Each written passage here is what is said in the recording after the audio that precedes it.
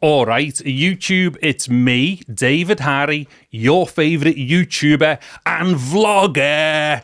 Right, in this video, I'm going to be readdressing some things that were missing from a video that I done yesterday, where I was questioning the subscription model by GoPro.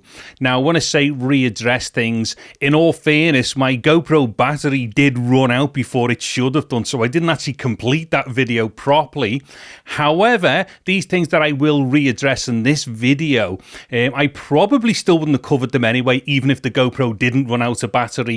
So not that I'm saying that I let myself down completely yesterday, but I think I did let myself down a little bit by not being a little bit more balanced with that whole thing about, is the subscription worth it?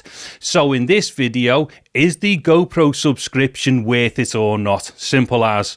Okay, now what I'm going to do first of all is to kick off with two instances where this subscription model is absolutely awesome if you use it for these things. So the first instance is, and it was something that was raised by another YouTuber yesterday, who is Frank, right, it's G-A-E-T-A, I'm going to say Gator. Right, now Frank, I've obviously slaughtered that if it's your surname, and I'm really sorry about that, but I think I definitely got Frank right. Anyway, so what Frank said in one of his comments, which was basically he's using the cloud service thing.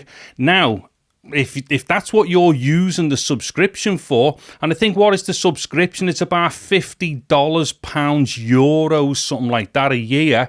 Then if you're using that cloud service thing for backing up your files and all the rest of it, then I would say that's excellent value for money, because, you know, as long as there's no kind of limitations with this to do with bandwidth and also storage and things like that, $50 is going to be awesome for that type of thing. Me personally, I've never used it properly. I did have a dabble with it once, but I found it to be too slow to be practical for me. However, if it does work for you, then definitely that's a great option. So yeah, Frank raised a really good point there, and that is definitely a plus point for that subscription thing. Now, moving on to the second plus point that I've got to raise here, and once again, this is something that I definitely wouldn't have come up with, because it is not a use for the GoPro, which I would find. And that is, you also get with that subscription thing, you get the like the cheaper, or like the free, but not really free, because you have to pay a bit of an overhead, I believe. But if you kind of damage your GoPro, you get replacements and stuff, and I think there might be some extra charges involved. Nonetheless, whatever that thing is, it will end up giving you like a replacement GoPro for way cheaper than having to go out and buy a brand new one, because you got that subscription. Now, the person who come up with that one, and he always comes up with great ones for GoPros, because he's a massive GoPro user, and that is my YouTube Bezzy from the northeast of England, Chris Tomo. Right, so Chris come up yesterday in the comments saying, you know, reminding me once again, obviously, I mean, the thing is with Chris, what I love about Chris, he doesn't make a complete fool out of me when he does these things. He kind of gives me a bit of a nudge, and it's kind of like saying, Dave, you know, we don't all just use GoPros the way you do. Now, the thing with Chris, he uses a GoPro properly, and I mean properly, as in he uses it as an action camera. So he goes out and does his like his windsurfing and kites. In fact, actually on that point as well, there'll be a link to Frank's channel and Chris's channel and stuff.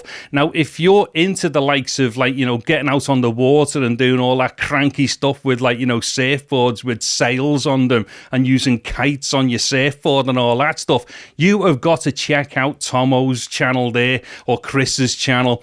The thing with that, it's like, I would definitely say this is like proper windsurfing and kite surfing, as in it's done for proper men. And when I say that, what I mean is Chris and his buddies go out into like the north, off the northeast coast of England, right, which is basically the English Channel getting up to towards the Norwegian Sea or somewhere, and it is freezing cold. It's always pissing down and all the rest of it. So these are proper men that do this, not all these like pussies in like in the warmer climates who are just going out sunning it and flashing surfboards and stuff like that. These are proper windsurfers and kite surfers. Anyway, go and check out Chris's channel. So anyway, what Chris basically said was, look, you know, he's had damages to his GoPro, so that subscription service has worked out great for him. And again, an absolutely amazing plus point for using that subscription service is if you damage your GoPro, smash it up or do whatever, then obviously you get those cheaper kind of like fixes or returns on the GoPro and stuff like that. I'm not entirely sure how that works because it's not something that I've ever had to do. But yeah, you know, you're definitely getting a lot more value for money in that instance. So yeah, thanks to Frank and Chris. They are definitely two instances where that subscription model definitely works. Now, let me just get back to the kind of like the negative points, because they're two massively positive points here. And the one thing that I also want to make clear here as well is I'm not doing this video to readdress anything because like I feel like I've been unfair to GoPro in my first video about this subscription thing. Because the simple matter of the fact is here, the likes of GoPro, you know, even DJI, and then you start expanding that out to like all the bigger corporations, all the bigger brand names such as Apple, Microsoft, Nvidia, AMD. I'm obviously like leaning into tech stuff here because that's what I do. But see, all these companies, they don't give a flying shit about you, the end user, okay? So don't ever sit there and like try and defend these companies when they screw something up, because they don't care about you. You're just some little tiny insignificant speck that gives them money, okay? My only concern here is you, the end user, which is the reason why I'm doing this video. So once again, just to reiterate, I'm not trying to like be all buddy and stuff with GoPro. Putting it quite bluntly, I think GoPro are a bunch of shitbags, okay, in the way that they treat the customers and stuff like that. So to be clear, this video is only being done because I do give a toss about the end user. Now on that point, I'm just going to then go to these negative things, which is what I was getting at yesterday. And I'll kind of define this a little bit more. So what I basically said was, I only kind of got the subscription because it brings down the price of the GoPro. Now, looking around YouTube, I see more people using GoPros and action cams in general for more like daily video stuff and vlogging and things, and not necessarily for what they are designed for, which is the more action type stuff, with like, which is like what the likes of Chris and I presume, well, actually, I think Frank is using his for more traveling stuff, so hence the backups are good for him. But there's less people, I think, do use them for those purposes, and use them more for like vlogging and day-to-day filming and stuff like that. Now, from that point of view is where I've come from with them, so as far as vlogging is concerned. So for me personally, obviously the backup thing is useful, but I don't use it. And like, you know, getting like, you know, the fixing of the GoPro when you damage it doesn't become a serious problem for me because I've never broken a GoPro ever, and I've had about 15, 16 of them. Now, the thing is, for me, the only reason why I get that subscription is so I can get like £100 off the GoPro. Now, at that point, I think what's going on here is that GoPro are doing two very nefarious things.